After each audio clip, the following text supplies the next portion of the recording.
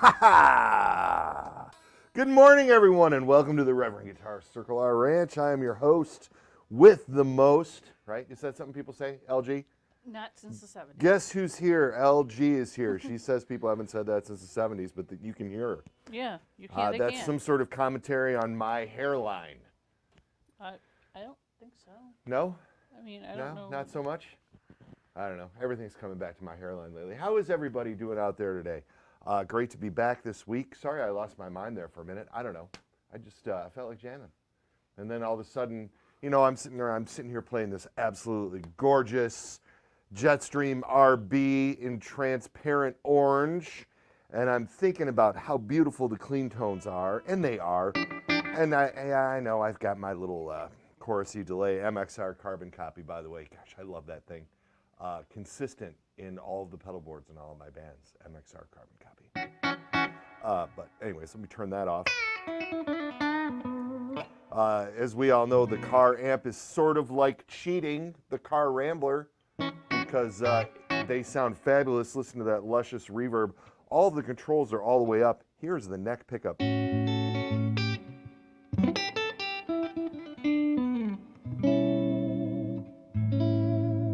What a both.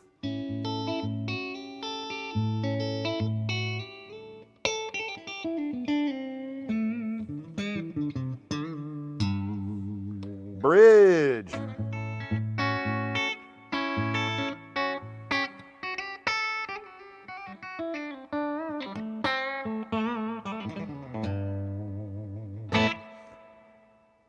But no one-trick pony. This guitar isn't just for clean tones.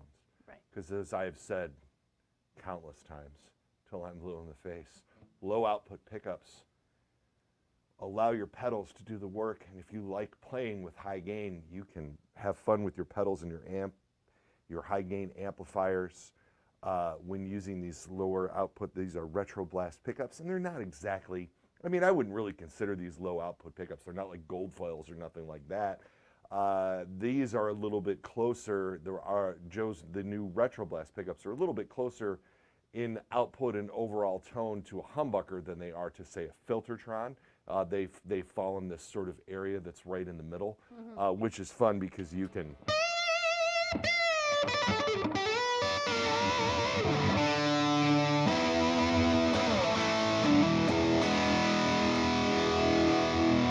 And you can.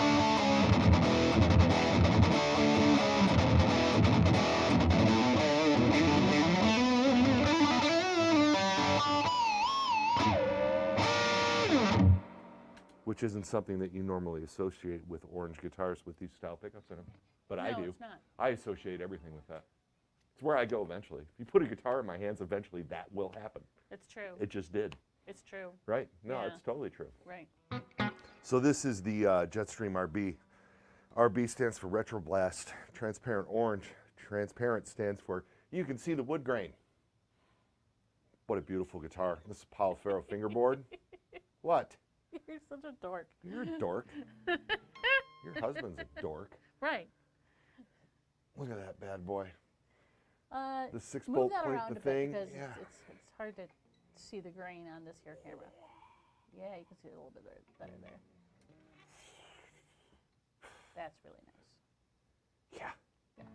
Yeah. Transparent orange, limited color, 2021 only, and.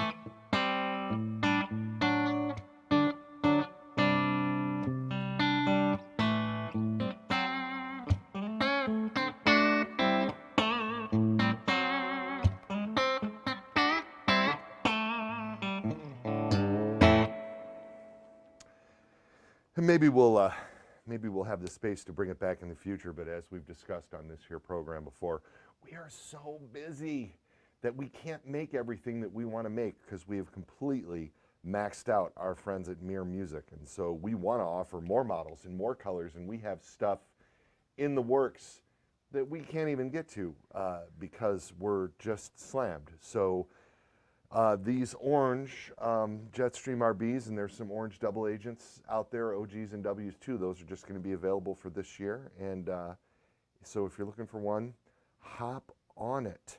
And I guess before I move on, I got something else I want to talk about today that I think that's kind of fun. But before I move on, if anybody has any questions about this guitar, fire away. I'm happy to answer them. We can also come back to this guitar later if you like. LG. Just one question so far. Okay. Chris Van Sickle wants to know why there's a white guard on the front and a black guard on the back. Because we're weird. That's all. Okay. Yeah. All right.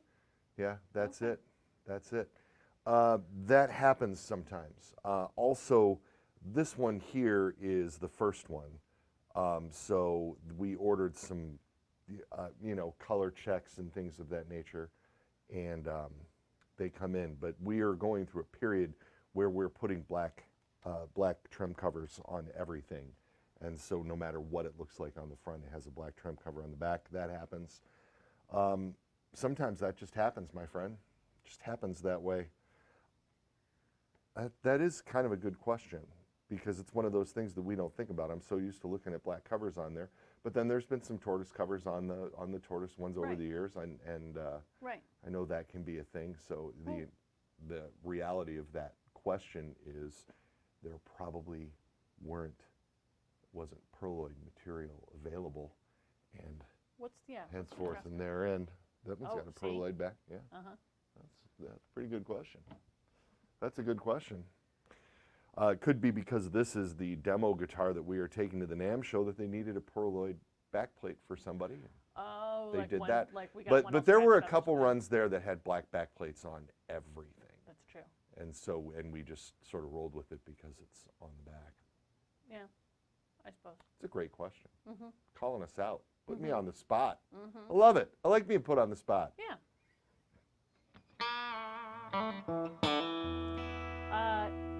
Peter Collins Hi, Peter. says, is the Pau Ferro fretboard sealed, or should I oil it every now and again? You can oil it every now and again. Pau Ferro is not as porous as rosewood, so it doesn't soak it up at such a fast rate as rosewood will.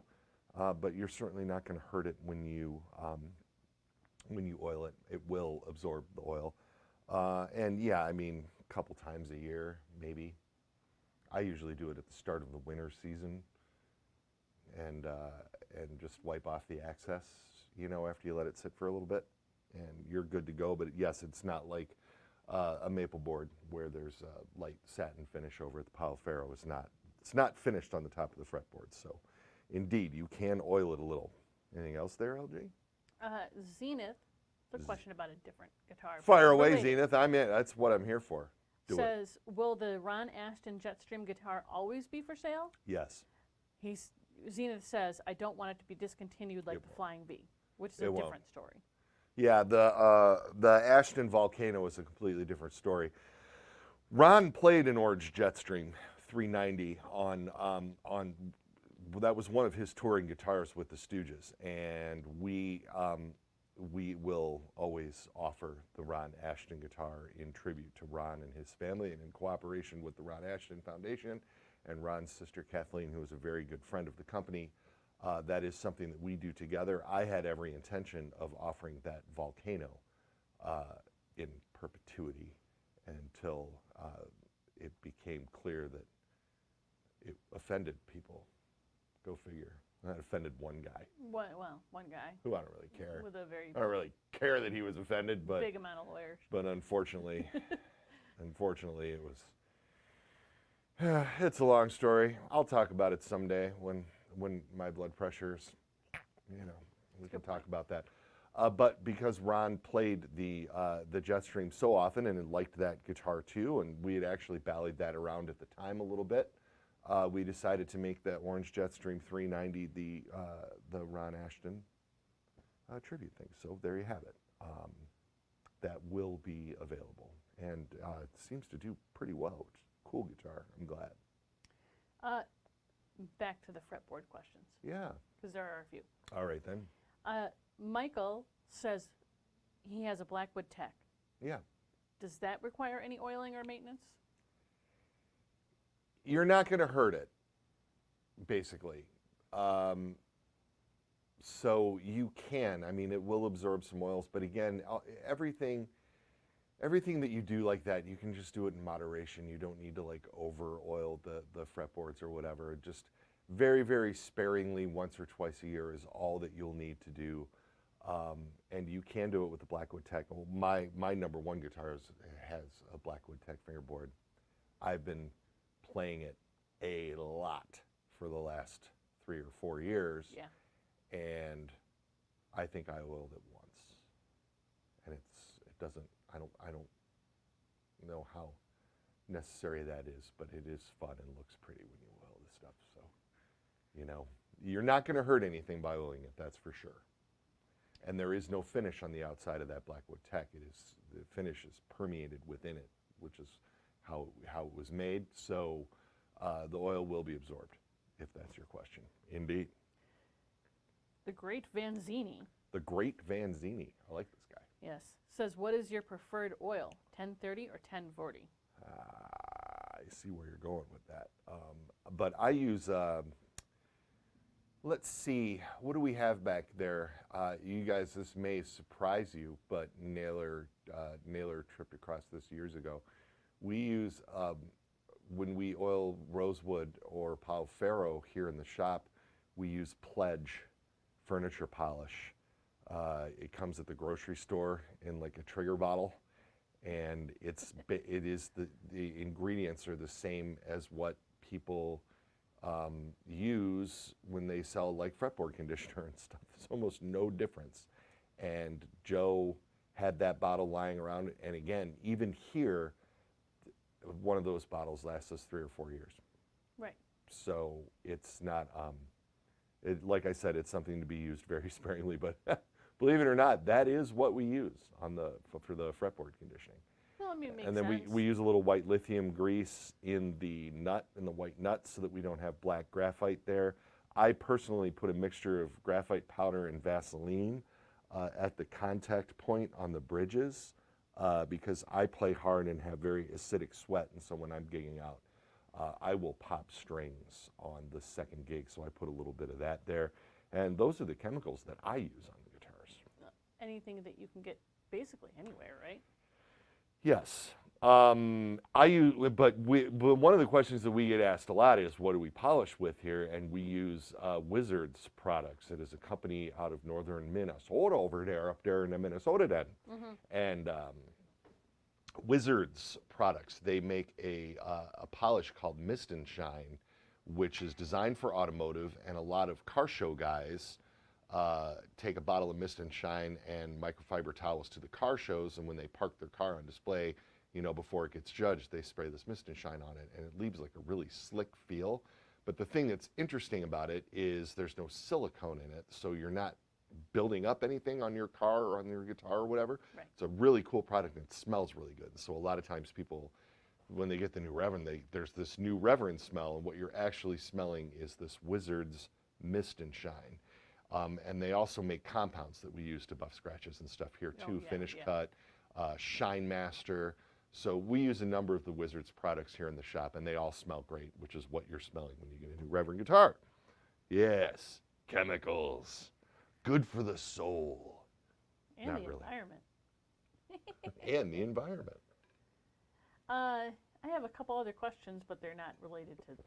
Fire away. I'm all ears. You're on Q&A. I'm all ears. Mike Rogers says, ever thought of making noiseless P90s? Not us personally. So there's a school of thought here that's an interesting school of thought. But most noiseless P90s that have been in the marketplace traditionally just sound like humbuckers, so just play humbucker. I mean, the real good, the good ones, and the ones that you associate, like the DiMarzios that have the 2 rows of pole pieces on them and things of that nature. In your opinion? In my opinion. Yeah. Or they don't sound like P90s anymore also. Like the lace ones are noiseless, but they don't sound like P90s to me. They sound like somewhere that's a cross in between them. The stack, like your stacked single coils for Strats. They don't necessarily sound like that. What makes the Fishman pickups interesting on Greg's new guitar, the Gristle 90, is that they, the pickups themselves are more of a sensor, and then they sort of tweak that. I mean, that's not necessarily true. There's pull pieces and windings, but not in the traditional sense of a pickup. And then they use an EQ to make the tone sound just like our P90. Greg and Joe and Fishman all work together to have the pickups on Greg's new guitar sound like Reverend's P90, but they're noiseless in the sense that the Fishman Fluence technology doesn't generate 60 cycle hum, and so they sound great. So that is a project that we have been involved with. This is a good segue into where we're going, by the way, with RG, so I'll go there. Okay. Joe likes P90s to sound like P90s and has designed an excellent P90 that, again, like Greg loves the tone of our pickups, which is a huge compliment, right, coming from a guy like that. So what he's done is Joe uses a little bit more powerful magnet with fewer windings around the pickups to achieve the tone that he's looking for. So while they still have 60 cycle hum, they don't in the way that a lot of people, when they're trying to wind a hot pickup, just keep adding windings. And when it comes to single coils, when you keep adding windings, you keep making a noisier and noisier pickup. So with the more powerful magnets and the fewer windings, there's less of a noise floor, I guess, but they still hum, but they sound great. When you take that and you start stacking pickups, you alter the sound of the pickup enough so that they don't. My phone is making noise. I am so sorry, folks. That is so unprofessional. Rookie mistake. Rookie mistake. Duh. Live TV. Anyways, boy, that threw me off completely. They don't sound like stacked ones. Don't really necessarily sound like P90s anymore. So the road that we have taken at Reverend is we want our P90s to be traditional and have that tone and don't detract from it at all. So therefore, at Reverend, our P90s are not noiseless. We do offer the Railhammer hum cutter pickups. Yes, they fit in humbucker size slots. Yes, they don't look like P90s. They don't look like soap bars, but they achieve that tone noiselessly, and those are cool, and that is the thing that we lean into on a number of our models, most notably the Airsonic, of course, which I sat here with a couple weeks ago. Right. Features the hum cutters. Well, and that crosscut behind you. There she is. There she blows. Now, this is an us thing.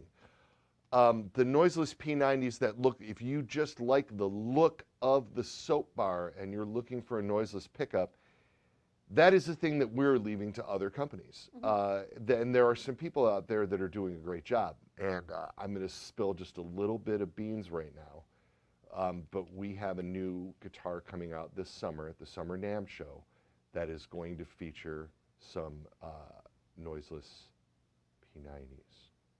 And they sound amazing. And they are from Mojitone. And they sound really cool. And one of our artists wanted us to use those pickups in a new guitar for him. And it's pretty sweet, and you are going to get all the details on that in 6 weeks, LG? Probably. 6 weeks or so? Yeah. Is that when Summer NAMM is? So there you have it. No, there's the noiseless P90 thing, and we can come back to that. But right now, and I don't know if this is just, I don't know if you want to make too much out of what I was just talking about and what I'm about to talking about, but if you want to connect the dots there, you go right ahead. But today is, of course, a very special day. What's today, LG? It is Reeves Gabrels' birthday. It is Reeves Gabrels' birthday. Happy birthday, Reeves Gabrels. Reeves is 49, or is he 59? Or is he 39? I don't know. But it's Reeves' birthday, so happy birthday, Reeves, from all of us at Reverend Guitars. You know we love you. And Reeves has become a big part of the Reverend family over the last 12 years or so, 13 years, hasn't he, LG? Yeah, oh yeah. And we consider Reeves one of our best friends up here. He is just such a cool dude, and we have done so many cool things with him, and Naylor has designed so many cool guitars and pickups with Reeves in mind. So we have a lot of stuff here that bears his name. And so on Reeves' birthday, Zach Ward suggested that I show you this. So I'd like to thank Zach for bringing this up. This guitar is part of Reverend's house collection, and it's a beauty. This is a 2007 or 2008, right around there, double agent. This was before there was an OG. This is the OG. Mm-hmm. Right? Right. This is the first incarnation of the double agent guitar. And story goes, Summer NAMM 2007 or 2008, whatever year it was, probably 2008. Summer NAMM 2008, we were displaying in Nashville, and our friend Audley Freed brought Reeves by, and I just had to name drop Audley. I know you did because I know, because I love that dude. I'm also a fan of Audley.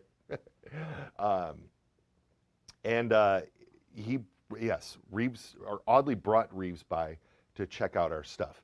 And at the time, there was a company that RG had been working with that had just changed hands, and he wasn't happy with where it was going or whatever.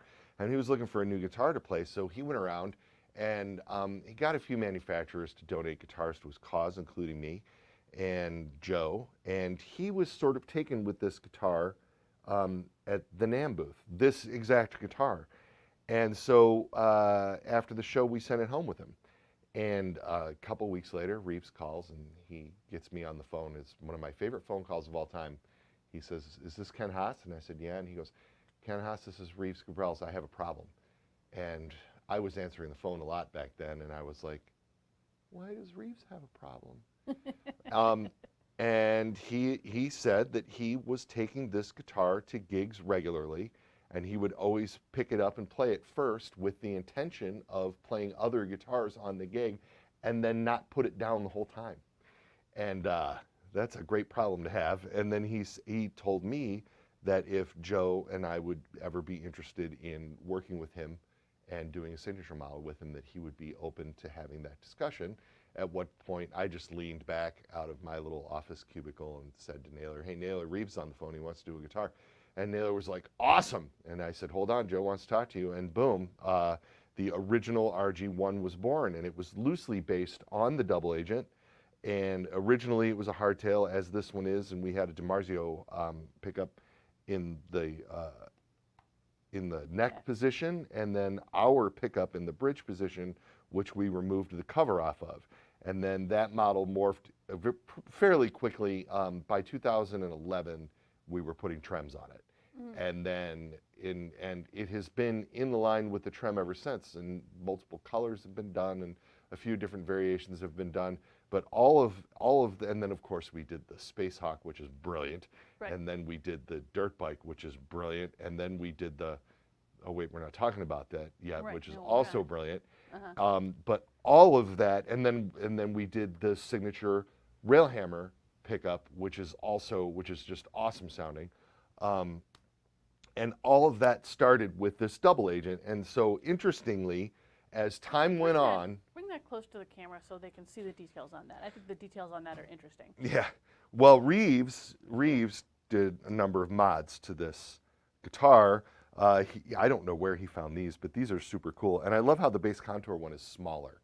And it's got the little leopard print on it, which is amazing because it matches the flame maple top, like the sort of the tiger stripe. Some people like to refer to flame maple as tiger stripe. Reeves ended up with DiMarzios in this guitar completely. I have no idea which DiMarzio this is. It might be a PAF Pro. I don't think it's a super distortion, but it's got all of Allen head screws. And then this is a stacked P90 that he put in here. The guitar had a Stets bar on it for a long time, and Reeves, as you guys know, is a heavy trem user, and he abused that Stets bar. And when this guitar came back to us, we could never get the Stets bar to function properly, so I just removed it. And then it has the early version of the Pinlock tuners, which have the little marks and the circles in the back. All of the guitars had black backs at that time, the old 4-bolt neck plate. And when the guitar came back to us at one point when RG was here, I had him sign it for us. And this guitar lives in our demo room over there next to Ron Ashton's original Avenger because it's important to us. Also modded on this guitar at some point was the control plate, because originally it had a blade for the three-way switch. But Reeves preferred having a toggle there, and so we have custom control plates made for Reeves's models to have a hole for a toggle instead of having the blade.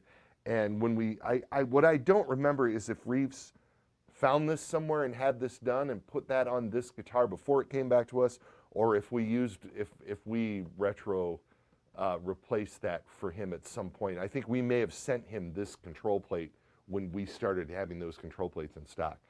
At any rate, I mean, this is a fun guitar, and this thing just rips. I mean, it's the pickups are hot and bright.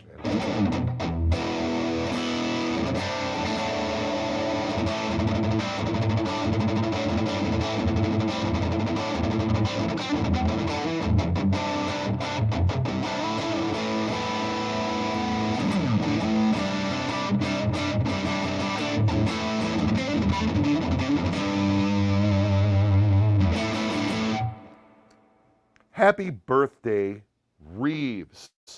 We are so happy to have you on board still after all this time, and looking forward to seeing you soon, because it's been too long. Yeah. And then, of course, since we've been working with Reeves, he's put out records with the Imaginary Friends, which you guys should check out. If you haven't checked that out yet, please do. And then he plays in this little band from England called The Cure. I don't know if anybody's heard of that. I don't know if it's like a big deal or something. Yeah, man. So the original guitar, I'm not sure why we ended up having it back, but I am damn glad to have it. Right. Right. Really, I think his son may have had it for a little while. Maybe. And then we got his son something different, and then it came back to Reeves, and then he wasn't using it for anything, and he asked me if I'd like to have it, and absolutely. This is a very, very cool and unique piece of Reverend history that we're proud to own. So right. There you have it. Right. Mm-hmm. Mm-hmm. Indeed. Mm-hmm. Any more questions for me today? Oh, yes. Oh, yes. Mm-hmm. Let's see. I've got to scroll back. Hold on. Mm-hmm. First of all, Johnny Cola says his Vito smells like cupcakes, and that has more to do with the case than anything we do. Right? No, it's the polish. You think so? Yeah, I don't think the cases. I mean, the cases really. The cases smell like cupcakes when you open them up. You think so? Yes. You don't think that's the guitar? No, because All we've right. gotten out If you say fresh so. cases, and other people say that TKL cases smell like cupcakes All too. right, So Maybe who have nothing to do with us. They bake cupcakes at the TKL factory. They must. Mm-hmm. Yeah. Good marketing. I like it. Kevin says, "You guys ever consider working with Evertune bridges?" Kevin, we do work with Evertune bridges in a very in a mild sort of way at the moment. Evertune sells the AirSonic on their site that is equipped with the Evertune bridge, the silver AirSonic with hyper vintage humbuckers, and it is a very, very cool guitar. The Evertune bridge thing does work. It does exactly what it says it does. The better you are at setting them up, the better they are at functioning.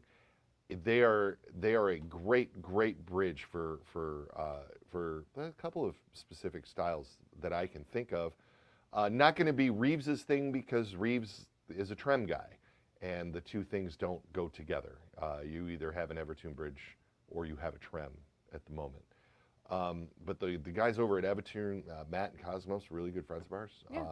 We have endorsers that use them. Our guys in Hawthorne Heights, of course, Right.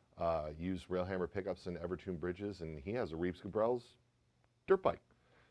And and then they have, I think, Jetstream HBs and stuff. Yeah. So yeah, I'm familiar with the Evertune stuff, and I like it, and I would like to do a model with them someday. I had a big meeting with them this year, I think in January or February, where we discussed it, and we have an idea for a collaboration. However, as you guys have heard me say here, we're so busy. We have so many back orders for everything that we're doing, and then we have signature guitar ideas and guitar ideas that we can't realize because we can't fit them into production because we are so swamped. And unfortunately, at the moment, that doesn't bode well for any collaboration with Evertune, because I just can't. More than what we're doing now. Yeah, more. Yeah, right. So they'll have the AirSonic, I think, for a little bit. I think I have a few more for them or something. So if you guys order those, that will happen. I've got one. It's pretty dope. Boomer Dell says, how much does the Jetstream RB weigh? Yeah, well, that's a tough one. Weight is very subjective when it comes to guitars. I don't think I that's the can word tell you you mean, what but this it is. one weighs. This one weighs 7 pounds, 13 ounces. They're all going to give or take because wood being a natural product, there's going to be a density issue when it comes to the body weight, and that includes the neck. So I've seen, the nice thing about Carina is that Carina does vary, you know, in density, and so these will vary in weight probably between 7 pounds, 8 ounces, and 8 pounds, 2 ounces.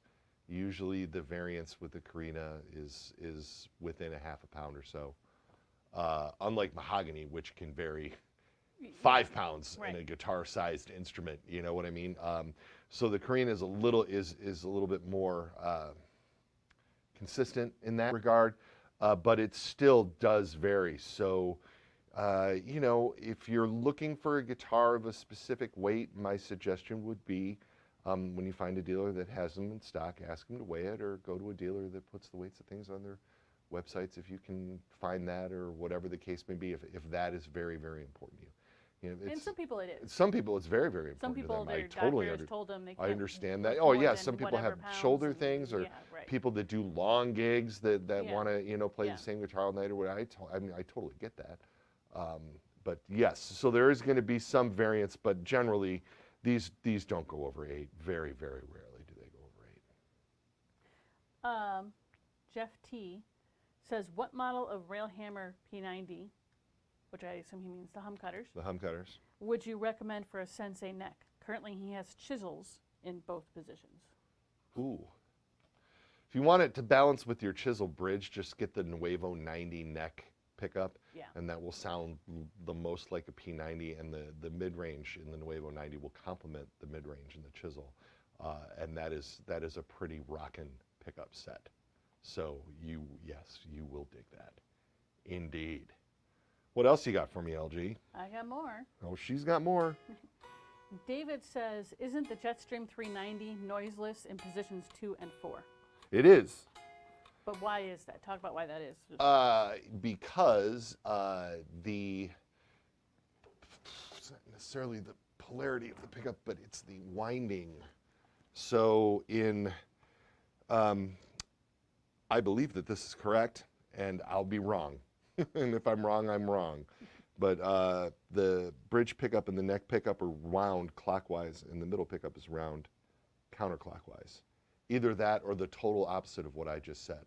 But this pickup is wound in the opposite direction, and so when both pickups are on, that because the pickups are reverse wound, it cancels out the noise. That's the scientific explanation. It cancels out the 60 cycle hum. And so with a humbucker, you have 2 coils right underneath of one cover, and so the 2 coils are reverse wound in the humbucker, and it cancels each other out within one pickup. With the P90s, of course, it takes 2 pickups to do that. So henceforth and therein, because of the reverse wound middle pickup, the hum is canceled in position 2 and position 4, not unlike a modern Strat setup. There, I use the S word. You did. But it's the truth. It took a while for our friends over at Fender to sort of figure that out. I mean, after years of guys modding their guitars, because they just put three-way switches on them, and all the pickups were wound in the same direction for decades. Yeah. And then they started reverse winding that middle pickup and putting a 5-way switch on the guitars. Well into the 80s by the time they started doing that on the regular. So. No, I didn't know it was that late. Indeed. I think late 70s. No, I'm maybe late 70s, but Johnny Cola would know. Johnny Cola is watching. Mick James. I have a 76 Strat that has a 3-way switch on it and non-reverse wound pickup. Well, there you go. So up to 76 anyway. Mick James II, that's his name, says, is there a way to buy an original back pickup on a Buckshot, the single coil T pickup? Oh, the Greasy T pickup? Yes. If you have one that is non-functioning, please email us to sales@reverendguitars.com. He bought a used Buckshot and it came with a Duncan, which sounds great, but he Wants prefers. to go. I'll email Tim at sales@reverendguitars.com. If we have extras, he will be the one that will be able to let you know. He is not here today, but he'll get back to you on Monday. He does. When he is here, he answers that email box religiously. So Right. Shoot Tim and let him know what you're looking for. Well, don't shoot Tim, please. Shoot him an email. Shoot him an email. Yeah. Yeah, don't shoot Tim. He's a nice dude. Cola says 1977 for the 5-way, by the way. Really? Thanks, Johnny. Oh, that's funny. I told you he'd know. Right. Yes. Yes, indeed. It's a good thing we keep that guy on staff. Right. Keep that guy on call. I miss you too, Johnny. The world is opening up. Hopefully we see you soon. Yes. Cool Grain Apple says, do you ever hear from Mark Knopfler? No. No, I don't. Does he hear from me? Yes. Yes, I stalk him when he sees me standing in his backyard looking in his kitchen window, hoping that he invites me in for a cup of coffee, and then he calls the police. No, that doesn't happen. No, that doesn't happen. No, I haven't talked to last time I talked to Mark, he was on tour for Tracker, I think, here in the States, and got a baritone from me, but then I've never seen the baritone turn up in anything. So I thought don't know. he used it on. I don't know that he's ever, I can't verify that he's ever made use of I it. thought it was listed as one of the guitars that he, on something. Oh, cool. I don't remember. I actually talked to Guy Fletcher more than I talked to Mark, and it's been quite a few years since I haven't talked to any of those guys since before all this COVID stuff happened. Yeah. But I've never had a sidebar with Mark. I've talked to him in person a few times, but I don't have that close of a They're not relationship with him. sending Christmas cards or anything. Yeah, no, we're not sending each other Christmas cards or nothing. But I have a pretty strong relationship with Rudy Pensa. As you know, Rudy's music sells our stuff, and so a lot of my dealings with Knopfler have been on Rudy's recommendation, like the Descent baritone. Yeah. Rudy loves our baritone, and Rudy told Mark, okay, but "Hey, you explain have to that, check this out." because people don't know what you're talking about. Explain that Oh, a I little. think these guys, if this guy is a Knopfler fan, he knows what I'm talking about. But Pensa, Sir, made the first Mark Knopfler signature guitar in the late 80s or early 90s that Mark used a lot on his Neck and Neck record with Chet Atkins, and then on the Dire Straits. Oh, geez, I can see the cover on every street. Thank you. Duh. And then that era of touring when Dire Straits toured 89, 90, 91, whenever that was. And then that just developed into, as Sir left and did his own thing, they just became Pensa guitars and the Pensa MK model, and Rudy has been making those in small numbers in New York City for years, and I've got a couple of them and they're awesome. And I just, because I'm a fanboy when it comes to Mr. Knopfler. And so at one point, many years ago, Mark was touring. This is when he was touring for, Shangri-La. Yes. And I wanted to show him Reverend's, and I was trying to reach out to him through his management, and I wasn't getting anywhere. And so I reached out to Guy Fletcher through Guy Fletcher's tour blog. And Guy was like, "We would love to see your guitars." And I talked to Mark, and he'd like to see this and this and that. And Joe and I went and showed him a few things. And then I've loosely kept in touch with Guy ever since. And that's how Mark got a Buckshot, which from what I understand has been, is set up with heavy strings, and he uses it for slide stuff, or has in the past. Whether or not he still does, I have no idea, but I know he liked the guitar. And then Mark talked Rudy into carrying Reverend's, and Right. then Rudy talked Mark into trying a baritone, and that was the last time I really talked to him. So we have a very, very, very loose affiliation with him. It's long very, and the short and of really it's just me. I just love the guy. I'm a huge fan. And the long and the short of that is Rudy and Mark are best pals. Yeah, Rudy and Mark are very good friends. So Yeah. they, Yep. Yes, indeed. a lot of back and forth. Yes. All good people. Really, very, very good people. Rudy himself is also a very talented guitar player, I'd like to point out, by the way. Oh, yeah, he's amazing. He really, truly, yeah, he's a pretty awesome guy. And the Reverend guitars are at Soho and at Scarsdale, New York City. So if you're in New York City, say hi to Rudy for me and go check out the Reverend stuff. Indeed. About ready to wrap this up for the day, LG? Yeah, just a comment. It's not a question. Okay. But it's very nice. Oh, all right. All right then. Ryan says, I officially ordered my Contender RB yesterday. The Andertons' review of that guitar sold me. I've never seen those guys look at a guitar in almost bewilderment with how good the pickups sounded. The reaction looked incredibly genuine, and as a fan of the RTs, I'm excited to get my hands on one. Awesome, man. Thank you very much. And yeah, and thank you to the captain, Captain Anderton, for that. Right. They're and Pete. Pete. I love Pete. Every time I see a purple guitar, I think of Pete. Right. So yeah, for sure, man. Those guys are great, and I appreciate the feedback. I'm glad that the review got you into getting one of our guitars. So enjoy it. That Contender RB does rock. These Retro Blast pickups are fabulous. Cool, everybody. Well, hey, once again, happy birthday, Reeves. Nice talking to everybody today. We will see you here next week. Next week's going to be an exciting week here at Reverend. Right. Finally, Greg is coming in at the top of the week next week.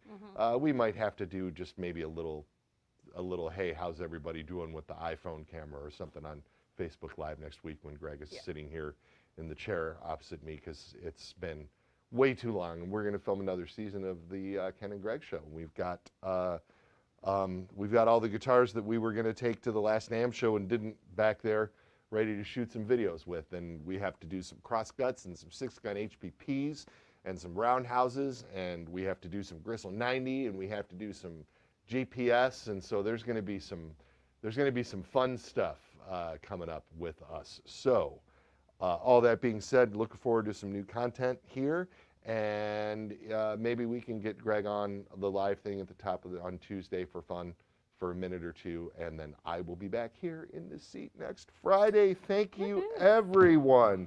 Have a terrific weekend.